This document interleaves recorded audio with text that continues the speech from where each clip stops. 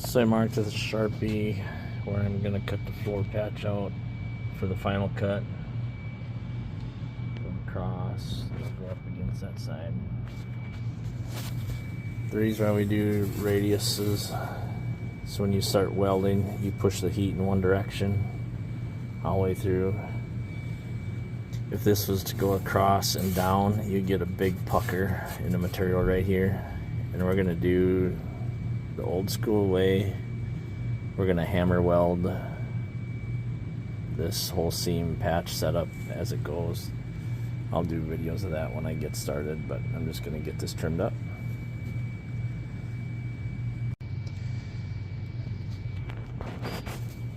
So I got an AMD floor pan patch. Got it trimmed up pretty close. I got it clamped on the front here. I'll show you the underside.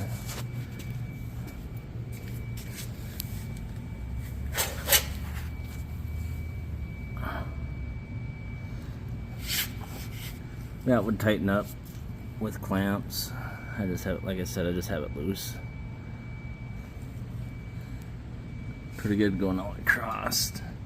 For just sitting in there not being clamped on this side, I'm pretty happy with that. This side, the floor actually had a bend coming down. We're gonna go ahead and add material to that.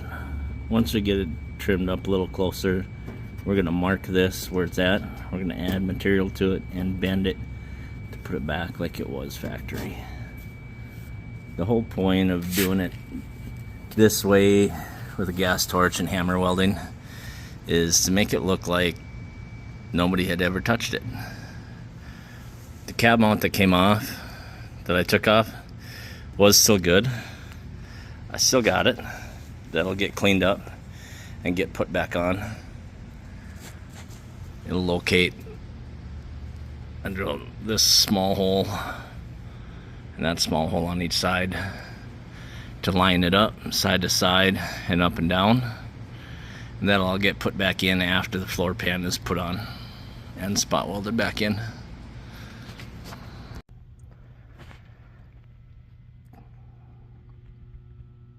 So we've got the patch marked. I just went with a paint marker when I had it clamped down. You can see it's going all around. So what I'm going to do, I'm going to go through and cut this past it. And then I'm going to relay it in there. And I'll hammer and dolly some of it around to tighten up the gaps a little bit and get a little closer fit. And get rid of this corner where all the stress is at. That'll help lay much flatter in there. So do that next. So I just got it rough cut and took no burrs or nothing off on that paint marker line that I did on the back side. Kind of see where everything's at right now. It fits pretty good. We're pretty close. When I push this down, see there's a little bit of a gap right here yet, but it's tight up here. So we're gonna lay a piece of tape across there and we're gonna sand through the tape to where that all fits nice and tight against there. So we're gonna do that next. So I marked that gap with that piece of tape. We're gonna grind from here down to here, that little bit away, so it fills this gap so we can move the whole piece that way. So this is the driver's side. It's all about the details. See this little cut in? So this is 1 inch in and 1 3/4 inch into here, and it goes up into the pan and back. So we're going to replicate that on the other side. So if you pull this door trim off, some of this tape. So if you look down that, we're going to trim to that tape line.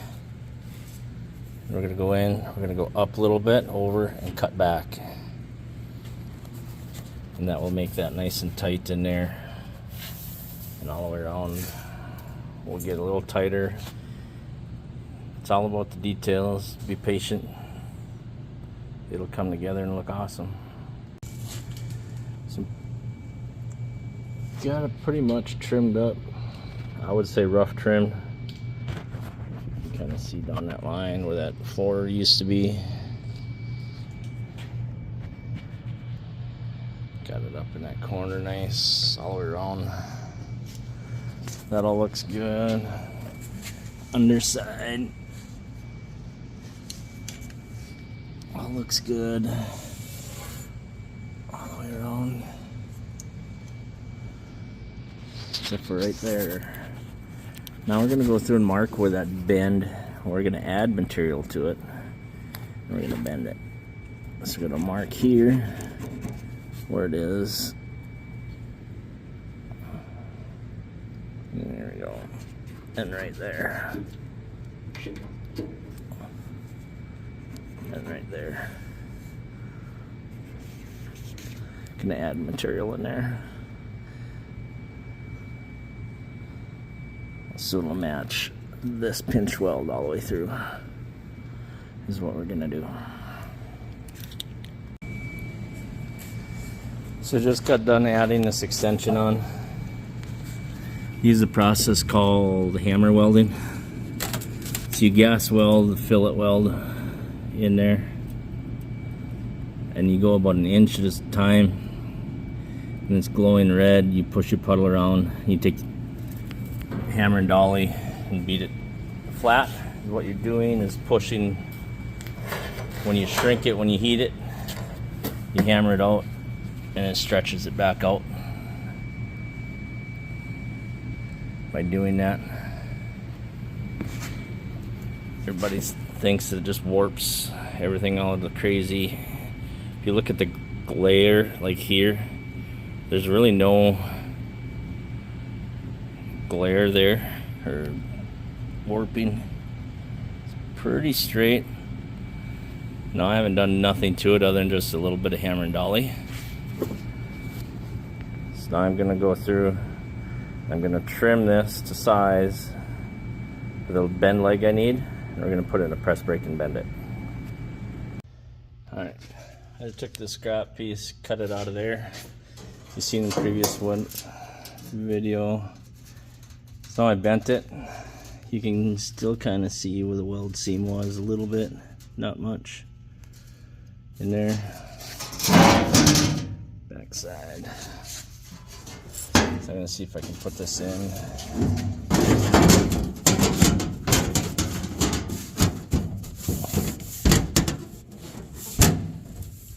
Put a bit of weight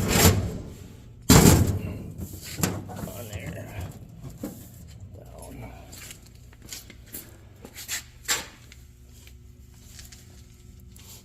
And you can see it needs to be pushed down a little bit, but I would say that's pretty good. Take this duckbill and clamp it tight when it's done.